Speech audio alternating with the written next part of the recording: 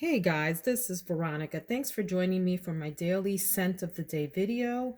It's pretty chilly here today in Central Virginia, and I wanted to reach for a fragrance that had some body to it. And boy, do I have one today for you that has just that. And you clicked on the thumbnail, so you know what I'm going to talk about. It is Orchid Prairie from Rasasi. I ordered this from Amazon, just like I ordered Jasmine Wisp from Amazon, which is the other one in this series. And these fragrances, they come to give you the thunder, the rain, the lightning, and everything in between. This whole line of fragrances do not play. They are quite beast mode. They project, they perform all day long, and they are scary. They're so strong. You got to be careful spraying this stuff on. You know, you're going to hurt yourself if you don't watch yourself. There's three in this line. There's Orchid Prairie, Jasmine Wisp, and I believe the other one is a La Femme or Parfum or something like that. And I'm definitely going to get my hands on the third one. There are also three, I believe, on the male side. And then you know that they're male because this floral thing here, it's a leaf, is actually on the other side of the bottle. It's on this side.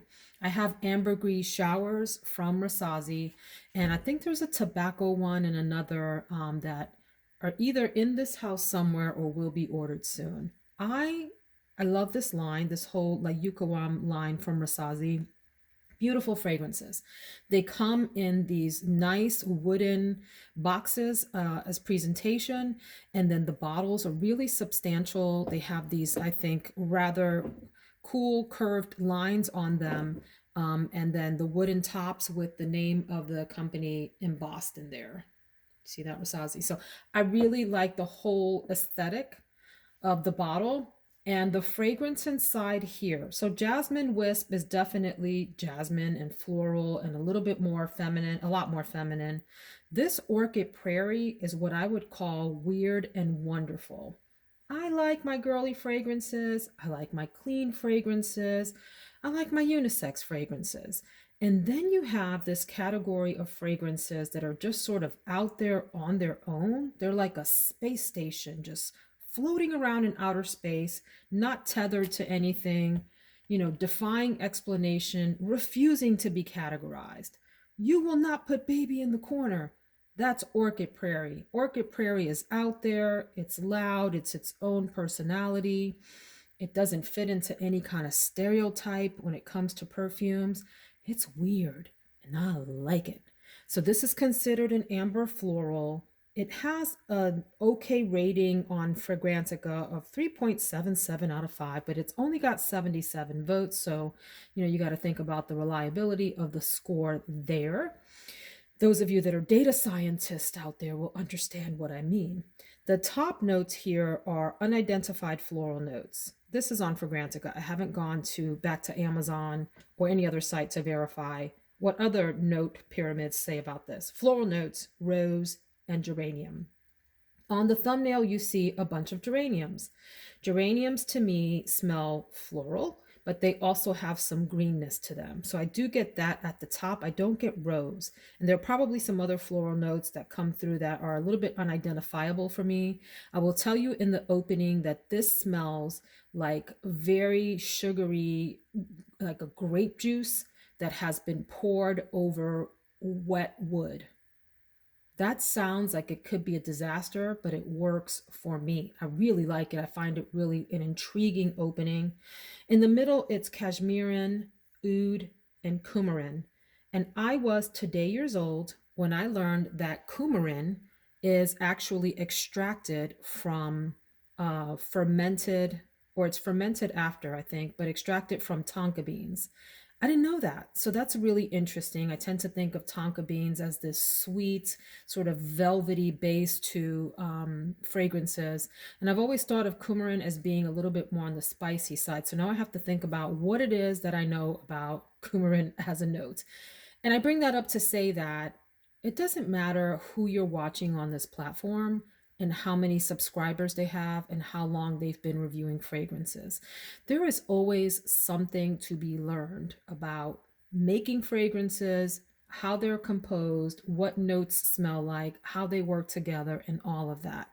So you as a viewer should always keep that in mind, that the person's knowledge may be expansive or it might be limited, and just keep that in mind as you're reviewing, and then you get to make your own judgment calls when you try a fragrance or decide to buy a fragrance. Let me get off of that soapbox. The base here is also, there's oud in the base, amber, musk, and vanilla. So with the main accords, this is musky, woody, and powdery, according to Fragrantica. I get some musk in here, but I also would classify this as a largely woody fragrance with some floral. I have some amber on the thumbnail because I get a little bit of that as well in here. But it is just a very bizarre fragrance. Some people compare it to Black Orchid from Tom Ford. I can see some similarities there, but I'm going to tell you what this smells like most to me. And it is Velvet Orchid from Tom Ford. I have the travel spray and can confirm side by side that these smell not identical, but they're just in the same sort of family of fragrances. They're in the same, they're playing together in the same park, okay? They're in the same ball field, these two. So is this feminine or masculine? I would say neither. I don't even know that it's classified as unisex. I think it's just something else, is what I would call it. Just some other bizarre thing going on here.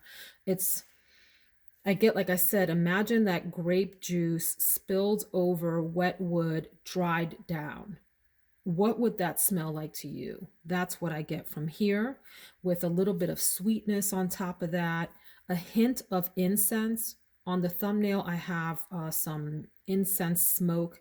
It's not incensey in the sense that it smells smoky, but like incense in the sense that sometimes incense, how many times can I say the same syllable in those? It's like a tongue twister, can remind you of woody scents. That's what I'm getting from this. I like it. It's super like beast mode to me. I have sprayed at this point twice on both arms, and I think I'm going to stop there. If you know me, I overspray head to toe. I go around the neck, the arms, other areas, and on top of the clothing.